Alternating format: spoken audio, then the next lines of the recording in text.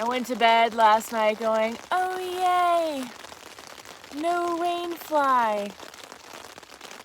It's 5:30 in the morning and there's thunderstorms, so I just jumped up again, just like last night, and went and put the rain fly on. Like, I cannot get a freaking break. It's either too cold and I have it on, or I was way in the middle of the woods and I just did that because of animals, and now it's fucking raining. Why doesn't the universe want me to sleep without my rain fly? Almost 6 weeks, 4 times without the rain fly.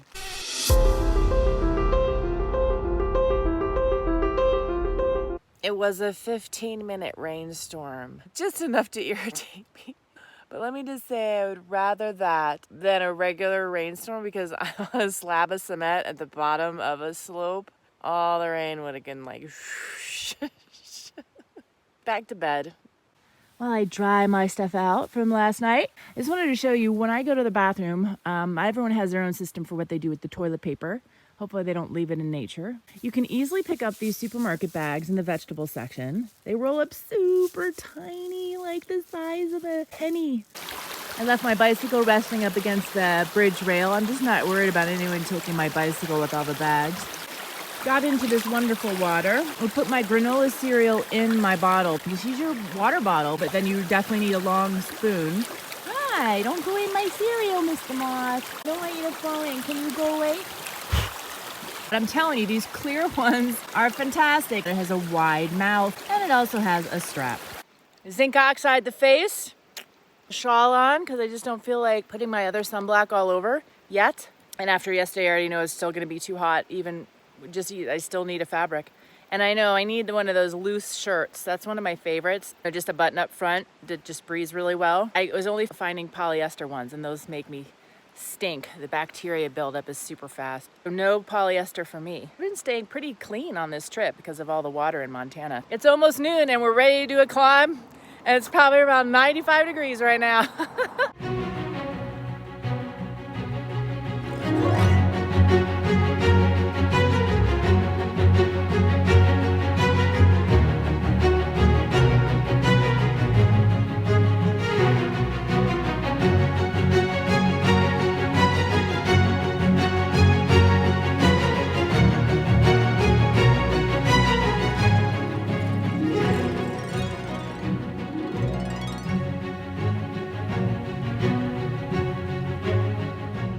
This is the top, and it should be the border of Montana and Idaho. I'm really glad I made the stop where I did last night. The distance between there and where you reach the top is 5.5 miles. It was the last place where the water was right there against the road going under it. And from the rain, there was no mud when I stepped out of the tent, so it worked out perfect. Idaho Panhandle National Forest. We've crossed over. You seeing this downhill up here? Uh-huh. Let's have a little peeky poo. Oh yeah. Oh yeah, baby, there it is. All right, let's go back and look at this sign. Apparently there's a ton of super cool animals. I see a porcupine, a fisher, what is this thing? Eat mostly snowshoe hares. A lynx, really? Extra large furry feet, hunt in deep snow. There's a little snowshoe hare, because their feet leave prints like the size of a snowshoe. Wolverines eat deer, really? An elk carrion. Gosh, I'd love to see one of those. And what's this little guy, a marten? What do we have over here? Native Americans established the first trail over Thompson Pass as a conduit for trade and a path to Buffalo Country. Later, gold strikes in Murray, Idaho further shaped the trail. The Murray or Thompson Pass Wagon Trail opened as a toll road in 1884 and connected the best route to the Northern Pacific Rail Station in Thompson Falls. Only the most eager miners weathered the 35-mile ride to the Murray Fields in one day. Getting to the top of the pass required extra horses to pull the stage up the steep grade, but going down the other side was a different matter. On occasion, Mr. Clay Specker, an early stagecoach driver, turned his teams loose at the top of Kings Hill on the pass. They could make the 4-mile trip to the bottom of the hill in 13 minutes, rocking and pitching the stagecoach all the way. That's what I just did, the 4 miles up. Now we get to go down. Yay! That's Rachel.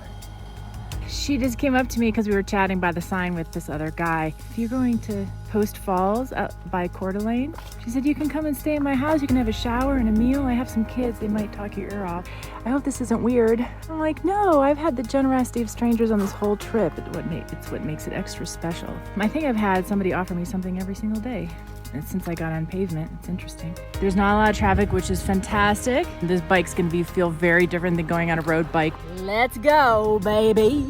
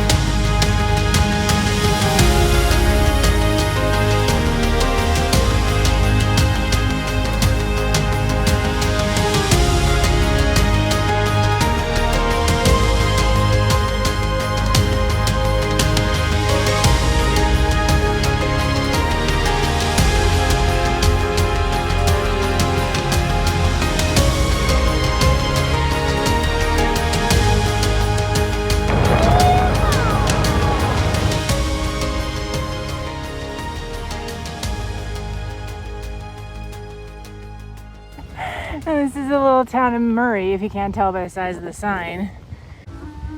Historic mining. Oh, look at this gorgeous old Corvette. I love the old ones so much more than the new ones.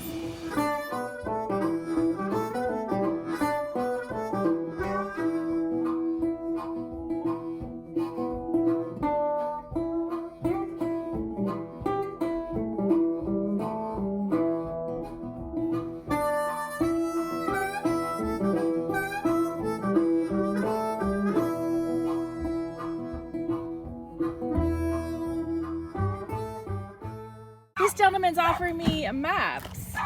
This is that area right there, Okay. and that one's north of this. Oh, awesome. Thank you. Yeah, it's free. Sweet. Oh, thank you. I appreciate it. I'm gonna go in the little museum. It's free. Battery's low. I should probably charge my phone. Oh, it's a bar. And a museum. So you think this is just a regular little joint.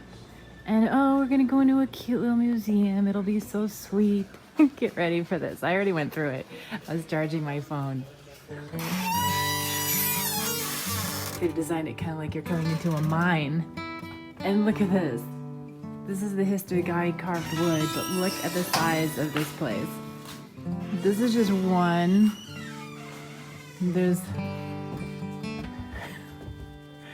He's got rocks.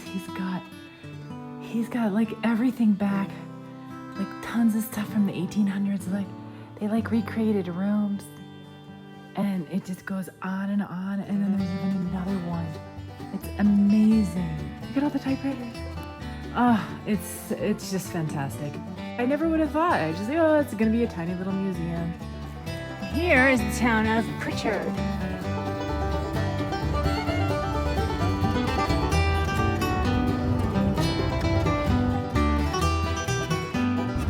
The ladies in Murray told me I should eat here. Oh, it's got camping in the back. Pritchard Tavern. I'm gonna show you what we did here. They put so much effort into these maps. These are fantastic. They're primarily for motorcyclists, but oh my gosh, for gravel riding, dirt, mountain bike, whatever. They're just, look at this. It's phenomenal. Yeah, the pink is paved, the blue is dirt. I came here, and then this, I'm guessing, is the climb right before the border. So I slept right before the border there, and there's a little climb that we did. I just was in Murray, where they had that amazing museum. And when I was on the top here, by the way, a couple had told me, when you hit the split, which I would hit in Pritchard, you're gonna follow the sign for Wallace, because that's where I told him I wanted to go. And then I said, was there any climbing? And he said, no, you're pretty much downhill the whole way. Well, when I was in Murray, they said, no, you have, and you can almost see it wiggly, but it's too small.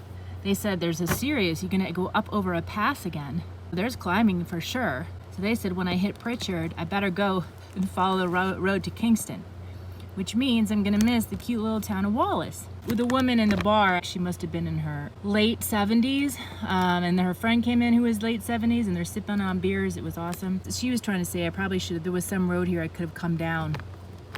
That wouldn't have been as bad.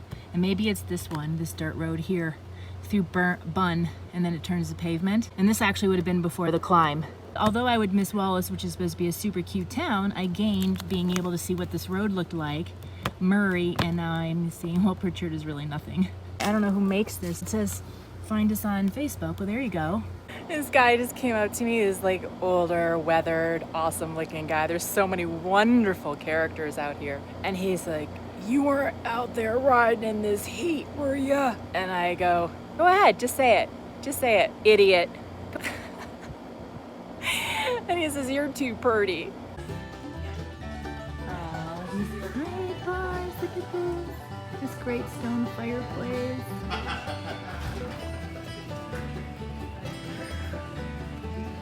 I just came down from there, and it looks like there is a campground over here in the distance. I see so many old vehicles in Montana. People still use them. They're fantastic, a lot of old trucks. So I see this one and it's like running, like they're actually using it as a truck versus just a leisure vehicle. And the guy happens to be sitting outside having an ice cream. He said it's from 1950. It's just awesome. Gosh, I love being on the road in these older area towns. The woman at the bar told me that I should come and get the ice cream here. Hi, Doodles. Mix of something. Look at this sweet little planter. And look at this old sign, Husky. I just love these places. They have books. It's so bizarre. I can't believe they have books. That's so funny. Light bulbs. Yummy, yummy, yummy, yummy, yummy. When I first split off from that gas station with the ice cream, I was all on the water. I'm still on the water, but like you could see it the whole time. And then I hit this huge area with all of these RVs on the other side, mostly of the river, and super beautiful, grassy. I went on and on. I felt like for a couple of miles, boy, if you have an RV, it looked like an RV park, maybe like a huge one. And it looked beautiful. And then there were these blue outhouses scattered all over the place. I'm really having to pedal, but I have a headwind, as always. People at the last restaurant, I just had the delicious ribs, by the way, told me that this is kind of like where you should start looking because then it's gonna get closer to town. There's a campground. If you go left for 3 miles, there's a sign right there. I don't know, I didn't want to pay. I'm wondering if I should just keep biking, look for something off the road. It's like I feel like we left the river. And if it's just gonna be people, if it's just gonna be people's homes, the risk is if I get to Kingston and there's nothing, I don't know. I guess I'll go. 3 miles just seems like a long way to go right now. And my Wi-Fi is iffy, so I think it's like going on 6. I'm gonna keep biking. Because yesterday I stopped at 6 and I had like all this time left over. I just don't feel like going the 6 miles out of my way. It's nice too because it's like the sun is not, beating on me. So it's actually a really good time to be biking right now, even though I'm still really hot and sweaty because it's still really hot out. I don't have that really strong glare. I had a beer and ice cream and some food and I'm tired. And this is when I start to talk and it doesn't make any sense. Or maybe that's most of the time. I don't know. You decide. I think I'm in Kingston. Oh, there's a pussycat. Hi, sweetie pie. Oh. Well, I was just gonna look at this map. Thank you for the "you are here." We just dropped down. They're having an electrical problem, mechanical kitchen issue. That's why they're closed. So I'm gonna sit here and figure out where I'm going with the kitty cat. And right next to the restaurant is the trail. How freaking awesome is that? Oh my gosh, 70 miles of this? Are you kidding me? So I'm backtracking to go to a campground called By the Way. I called, but they didn't answer, and I just wanted to see if they took tents, because a lot of these RV places, they don't. I'm so excited about doing this trail. Well, there seems to be plenty of places I could find to camp around here. I got off the main trail, and they even have the bike path coming down into a town. This might be Pinehurst. Oh, by the way, campground, oh, that's it. Where do tents go? It's so much shadier than her reviews give the impression to be. Maybe it's nicer once you drop into it more. Look at all this grass here. Can I just put my tent here? Yes, everybody's very close together. I think that was the check-in. This little building right here. Your tent sites are $21 for a tent on bicycle? The guy is called the owner. That's the rate. That's so obnoxious. Yeah, screw that. I'll go sleep by the river in the woods. And I'm just gonna shuffle towards the creek. I feel like I'm back in the forest. Awesome. Yay!